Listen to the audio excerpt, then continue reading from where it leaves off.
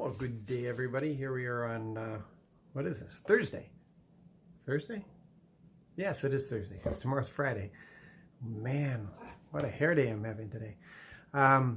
Spent most of the day in the hospital with Joshua, who's having an asthma attack. So I didn't get the video done this morning because he had contacted me early this morning and we needed to get him into the hospital. He's doing well. Everything's good. And we're going to pray that asthma out of him. We're looking at, what are we doing today? First Samuel, I think it's chapters 13, 14. Double check on that. First Samuel 13, 14. And here we see that Saul's been given a new heart. The Lord gave him a new heart, so he has new capacity.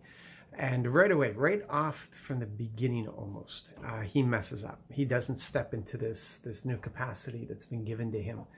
And we see him, the Philistines have come out and they're so huge. Israel just cannot compare to them whatsoever. And Saul is waiting for Samuel to come to give the sacrifice so they can receive the instructions from the Lord. But people are getting a little nervous as they're looking at this incredible army that they have to face, and they start melting away. And Saul loses patience. He doesn't step into the capacity that he has been given. He can draw on this new heart that's been given to him. He can operate at a higher level, but he doesn't grow into it. He operates at the normal level, just the level that he was born with. And he grows impatient and he takes authority that didn't belong to him and he offers up the sacrifice. And Samuel comes like minutes afterwards. Doesn't that always happen?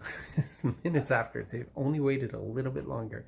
And he used the excuse that he was afraid because he saw his army leaving and he didn't want them to leave because they have this battle.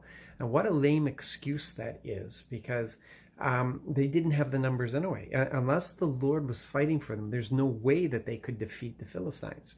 So it's just this lame duck excuse that he has for taking on authority that wasn't his. Just a little after that, we find that Jonathan had a better understanding of capacity than what Saul had, because Jonathan turns around and he says to his armor bearer, "Hey, whether it's by many or by few, salvation it comes from the Lord." See, he understood something that his father was missing, and yet it was his father that had the new heart and the new capacity and the anointing to be the leader, because God selected him as king and made him capable of being the king, but he was falling short because he decided to operate in an authority that wasn't his, as if the authority that had been given to him wasn't enough. He wasn't even operating in the authority that had been given to him, but he wanted to take Samuel's authority as well. And at that moment, he lost the kingdom. At that moment, Samuel said, "That's it. Like, the kingdom was supposed to be yours and passed on to your son, but that's it. You've lost it." This is important for us because we have been given a lot of authority. We've been given authority over the enemy. We've been given authority over disease, over demons. We've been given authority over our thoughts. We've been given authority in our capacity, in the transformation that has happened. We have such tremendous capacity that we're only beginning to grow into. Some of us are just starting to wake up to this reality that we have the nature of Christ. We just have to grow into it. That's the amazing thing. We're not growing and earning the nature of Christ. We could never earn the nature of Christ. The nature of Christ has been given to us. Read 2 Peter chapter 1.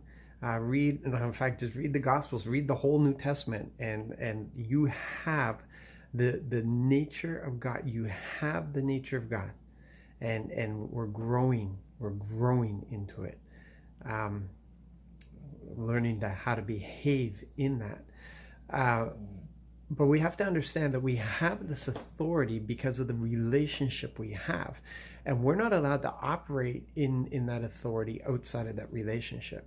And this is what's important. The king had a certain relationship with Yahweh. And if he tried to operate in an authority that wasn't found in that relationship, it would get him in trouble, which it did with Saul. And that's why the king had to read through the laws that had been given to the king specifically. And we need to remind ourselves all the time, like Easter's coming up. This is a fantastic time for us to remind ourselves and be refreshed in this incredible intimate relationship we have, because we can only do what we've been called to do in the intimacy of that relationship. We can't, it's not a formula that we follow. It's not magic pixie dust that we sprinkle over ourselves. The only way this happens is in that relationship. That's the only way it happens. And if we try to operate in that authority outside of that relationship, man, we'll be on our face. We will fail.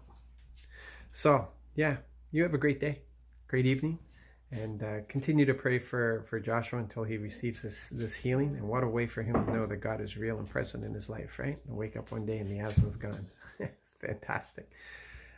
We love you guys. God bless.